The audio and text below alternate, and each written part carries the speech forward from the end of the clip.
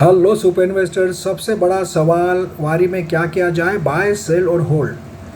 Friends, मैंने जैसे कि आपको बताया कि मार्केट ईयर ऑन ईयर ही जो है देखती है। प्रोजेक्ट जो इम्प्लीमेंटेशन होता है या रिजल्ट जो होता है ईयर ऑन ईयर देखा जाता है। तो ईयर ऑन ईयर तो कंपनी के रिजल्ट बहुत शानदार है।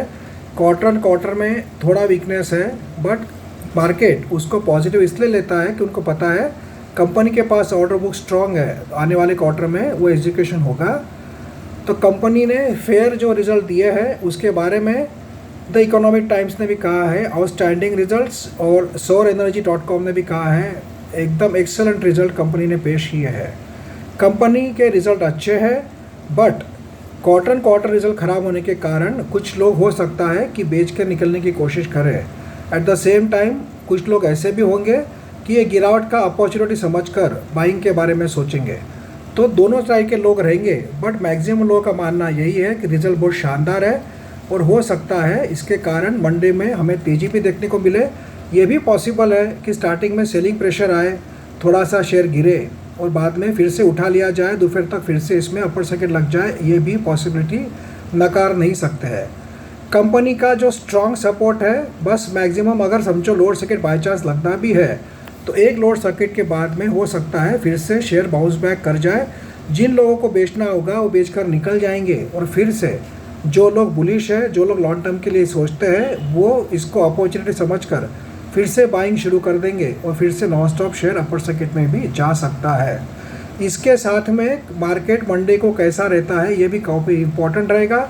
मार्केट में तेज़ी रही तो वारी के शेयर में भी गिरावट के चांसेस कम रहेंगे, बट शेयर मार्केट एकदम क्रैश वैश हुआ कोई कारण से निगेटिव में गैप डाउन खुला तो हो सकता है वारी पे भी उसका असर देखने को मिल सकता है। तो कुछ भी हो सकता है, कह नहीं सकते हैं। मंडे को डिसाइड हो जाएगा कि सेलिंग प्रेशर ज़्यादा है कि बाइंग प्रेशर ज़्यादा है। बट मुझे ऐसा लगता है कि जो लोगों ने लॉन्ग टर्म के हिसाब से बाय किया हुआ है वो लोग होल्ड कर सकते हैं, और जिन लोगों ने शॉर्ट टर्म के हिसाब से बाय किया था तो उन्होंने ऑलरेडी प्रॉफिट तो बुक कर ही लिया होगा 2-3 दिन में। तो जिन लोगों को बेचना था वो बेचकर निकल चुके हैं। मंडे को हो सकता है कि सेलिंग प्रेशर कम हो तो शेयर में तुरंत अपर सर्किट भी लग सकता है। डिसाइड आपको करना है कि आप लॉन्ग टर्म के हिसाब से होल्ड कर रहे हो कि शॉर्ट टर्म के हिसाब से होल्ड कर रहे हो। लॉन्ग टर्म के लिए होल्ड कर रहे हैं तो ये बात तो पक्की है कि आने वाले 1-2 साल में वारी के जो शेयर्स है आपको कहीं ना कहीं जाते हुए दिखेंगे। 4,000-5,000 रुपीज़ के लेवल भी दिखा देंगे। ये भी हो सकता है कि आप बेचकर निकल जाए और बाद में आपको पछतावा हो कि मैंने होल्ड करना चाहिए था, क्योंकि ऐसे जो शेयर्स होते हैं लॉन्ग टर्म में मल्टीबैगर रिटर्न देते हैं, शॉर्ट टर्म में भले ही कुछ भी हो।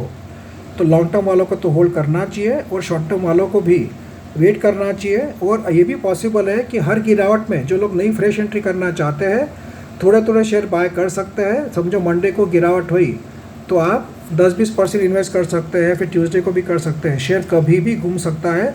और ये भी हो सकता है कि मार्केट में जो ओवरऑल जो आर्टिकल्स और वीडियोस वारी के बारे में बन रहे हैं वो हिसाब से हो सकता है मंडे को ही शेयर घूम जाए, क्योंकि ऑलरेडी अपने 52 वीक हाई से करीब 15% नीचे डाउन में शेयर मिल रहा है। RSI भी काफ़ी करेक्टेड है, तो ज़्यादा गुंजाइश नहीं है। हो सकता है थोड़ा नीचे जाकर शेयर फिर से रिकवर भी हो जाए। तो आपको ध्यान रखना है, और सेलिंग के ऑर्डर तो कैंसिल कर देना चाहिए। मेरे हिसाब से मैंने तो कैंसिल कर दी है। मैं वेट करूंगा, जैसे ही बाइंग आएगी फिर से और बल्क में बाय करने के बारे में ज़रूर मैं कोशिश करूंगा। तो ओवरऑल देखा जाए तो डिसीजन अभी आपको लेना है कि क्या करना है। आप शॉर्ट टर्म के लिए हो कि लॉन्ग टर्म के लिए हो। देखते हैं मंडे को क्या होता है, और ऐसे चांसेस तो लग रहे हैं कि मंडे को शेयर और भी तेज़ी दिखा सकता है, या स्टार्टिंग में थोड़ा सेलिंग का प्रेशर लेकर फिर से अपर सर्किट में भी क्लोज कर सकता है। देखते हैं क्या होता है मंडे को। Thank you friends.